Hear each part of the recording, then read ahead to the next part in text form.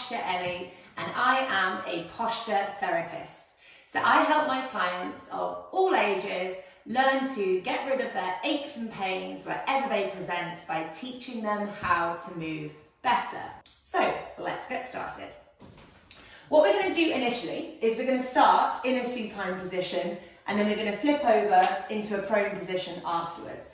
So I just want you to bring your body backwards against your prone cushion. You're going to keep your knees bent, so you're going to keep your feet flat to the floor.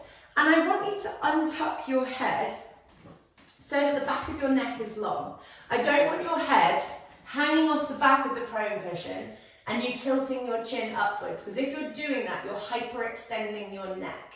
I want it to be that we're keeping the back of your spine in gentle flexion here before we flip you over and do some spinal extension. So initially, just pop your palms facing upwards and give yourself a bit of a double chin, so you're lengthening the back of your neck. And I want you just to kind of relax through your pelvis and your lower back and your belly and your rib cage, and just feel that kind of crescent moon shape through from the pelvis and through the whole spine. I want you to have a sense that your rib cage is kind of staying grounded on the prone cushion and isn't lifting up to the sky like that, because that's that rib cage flare which is going to put some tension probably in your mid to lower back. So just allow the rib cage to kind of come down, but you're keeping the belly relaxed. So I don't want your abdominals pulling you down towards the prone cushion. I want it to be that your feet are close enough to you that the bend of your knees is just tilting your pelvis backwards slightly, and the tuck of your head is helping to create a sort of long but slightly rounder position through the spine. So this is just where we're starting from. And then once we've established this position, we're going to build a little bit on our neck mobility or neck movement. So it's a little bit of a paradox, but people think that when they're hunched over a computer, that they have got their neck in flexion.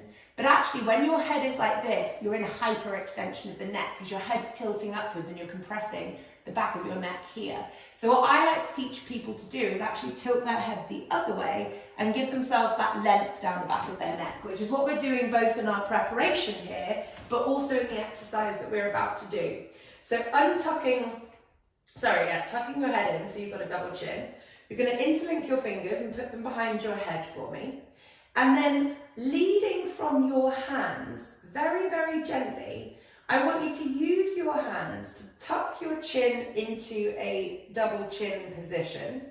And then very slightly, just peel the first couple of vertebrae off the prone cushion. And you're not really trying to go high here, but you're just trying to peel each vertebrae up. And then you're just going to gently peel them back down, trying to place each vertebrae individually back on the prone cushion. So you're tucking that chin in, using the hands to gently tilt your head forwards into more of a double chin. You're coming up just a couple of vertebrae, you're keeping your breathing going nice and steady, and you slowly roll yourself back down. We'll just do maybe 5 more of these. So this is calm and steady, maintaining nasal diaphragmatic breathing. You're not hoiking your head around, you're not being rough with yourself, you're not forcing your body anywhere. You're just gently getting a little bit of what we call cervical flexion, which basically means neck flexion of the spine, and it's going to help hopefully loosen up your upper back slightly as well.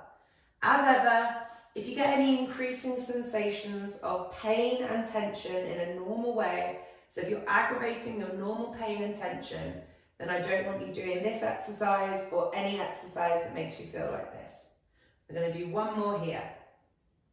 Final one, tucking that chin in, curling through that upper back, and releasing back down. So keeping that rib cage grounded, but staying relaxed through your belly and your pelvis and your pelvic floor, keeping that head untucked. What we're going to do now is spread our fingers really wide apart from one another, and I like to call this active starfish hands. You're going to drive your hands away from your body. So your aim here isn't about touching the floor. I don't want you touching the floor. I want you spreading your arms wide, really stretching out. I'm just going to set my timer. Really stretching out the palms of your hands and your fingers, keeping the bottom of your neck tucked, trying to get space through the front of your elbows, through the front of your chest. As I said, your aim as you do this is not about touching the floor. It's about stretching your arms long. So what you'll probably notice is that as your arms kind of stretch out and release, they start opening up and dropping to the floor, which is what I feel is happening to mine, but I'm not forcing them to go there. I'm maintaining a calm, steady breath. I'm really trying to stretch out my palms. I'm trying to get my arms as long as I can. You might feel all sorts of sort of tension and stretching and things going on through them. And what this is going to do is really start opening up the chest. And the reason that we're starting with these exercises before we go on our belly is that we're trying to open up the upper back so it's more receptive to being in an extended position shortly. Keep breathing. We'll do 5 more seconds here. 3, 2, 1. Nice job. Getting a real stretch through my right arm, which is much tighter because I'm right-handed. And then the next movement that we're going to do with our arm, oh, my hands are wobbling, is we're going to take our arms overhead. So this is really careful. You have to be really careful here as to what happens with your rib cage. So we're going to take our hands in a similar fashion where their fingers are spreading out wide, keeping that neck tucked, and we're going to slowly lower our arms overhead. But we are being super mindful of what our rib cage is doing as we do that. So for lots of people, they have very little movement in their shoulder, and therefore the rib cage puffs up and compensates instead. Your rib cage has to stay down and grounded on the prone cushion as you do this. So you might notice that you take your hands to about here, and as soon as you go further, your rib cage lifts, and I don't want you doing that. Keep your hands wherever they are as soon as your rib cage starts lifting. It's much more beneficial for you to have your arms like facing up towards the ceiling and the rib cage be grounded, because then you're going to start stretching out the armpit, than it is to take the arms really far back and the rib cage go with you, because this isn't stretching out your shoulders, you're compensating. So find your spot. I'm going to set my timer here, and we're going to breathe into this for a minute as well. So my arms feel like they can kind of fairly comfortably go to about here. In my right hand side, which is my like tighter side, I can feel that it's stretching out the sides of my ribs, which is really nice. I'm keeping the back of my head tucked so that I'm not hyperextending it. So what's quite nice with the prone cushion is that when you're in this supine position with it, you'll know if you're tilting your head backwards, because it actually will feel a bit uncomfortable to do that. The prone cushion helps you stay tilted downwards nicely, and that's why I wanted to do these exercises, because I think it's a really helpful tool for this type of movement. So once again, my competition here is not with trying to get my arms low towards the floor, it's about trying to stretch my arms away from my body. So the fingers spread wide, the elbows are as straight as they can be, and I'm also trying hard to not let my arms drift out to the side. We've already done that movement. We're trying to keep your elbows close to your ears. Keep breathing nice and deeply. Relax your legs. You might notice that your hips are suddenly gripping, so relax the legs.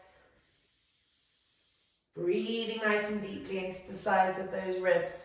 We'll do 3, 2, and 1. So now we're going to move into a prone position. So for the prone position, hence in the name, we're going to go and lay prone and just play around with where you feel that you need to be here. So what I don't want you to do is to go too far up the prone cushion. Firstly, if you go too far up, your head's going to be kind of hanging over the side. But the further up you go, the more extension that you're asking of your back, which isn't necessarily a bad thing at all, but you're just going to make it more extreme for yourself. So if you're not quite sure how much extension you have in your back, like someone like me, I can do quite a lot of extension in my back, but for other people, being in this position will already feel quite intense. So the further down the cushion you are, the less extension you're asking of your spine, so the more manageable the movement is going to be.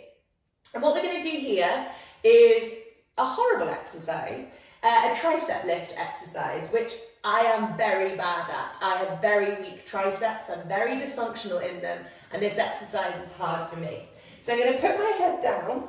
So you can see here, I can still breathe and I can still talk to you because I'm not pushing my nose in the cushion. I'm kind of tilting my head downwards slightly. And again, that's working that length down the back of my neck. I'm keeping my legs relaxed. So you're not squeezing your glutes, you're not squeezing your legs, you're trying to keep your legs nice and relaxed. And then I'm going to take my hands to the side and I'm going to do that same active starfish hand position. So I'm spreading my palms nice and wide. For now, just ignore the fact that I'm lifting my head. I want you guys to keep your heads down. Then I'm going to roll my shoulders so that they are behind me, which is where the hard work kicks in. And I'm going to put my head back down again. And we're going to do 10 tricep lifts like this. So we're going to try and create the movement from the tricep, the upper arm, and from the shoulder. I don't want you doing like this with your hands. The elbow has to stay straight, and that's going to encourage us to get these muscles here waking up. And as much as possible, try and keep your arms close to your body because that's where you're going to hit that extra spice in the tricep area. So the further away from your body your arms go, the less you're going to feel it in your triceps. Keep breathing, keep calm, keep the legs relaxed, keep your jaw relaxed. This is just going to be about those arms moving, but we're really going to try and roll the shoulders back and down behind us as we do it. So, spread the fingers wide, and my arms are already shaking. Off we go. 1, 2, I'm trying to keep my arms close to my body. 3, oh my God, they're on fire. 4, 5, 6, 7, 8, 9, 10. Let's hold, stretch the fingers, stretch the elbows, really go for glory, relax the head, and release. So if you found that exercise hard, one of the places that you may have felt it is in your neck. So if you don't move very well through your shoulders, or if you have less movement at your shoulders than me, because I don't move very well through my shoulders, you might find that you grip your teeth and tense your head to take over. So if that was the case, next time you do it, try and reduce the amount you're trying to lift your arms up and just really play around in that lower range of movement, because it's more important that you don't compensate with your neck or don't compensate with your lower back. We want to try and get the shoulders burning, and that's not going to happen if you're gritting your teeth and sticking your head forward. One more exercise and then we'll finish. We're going to do back extensions. So this time we're going to put our hands behind our head, interlink the hands like we did previously, and use your breath here to help you. So you're definitely not holding your breath as you do this movement.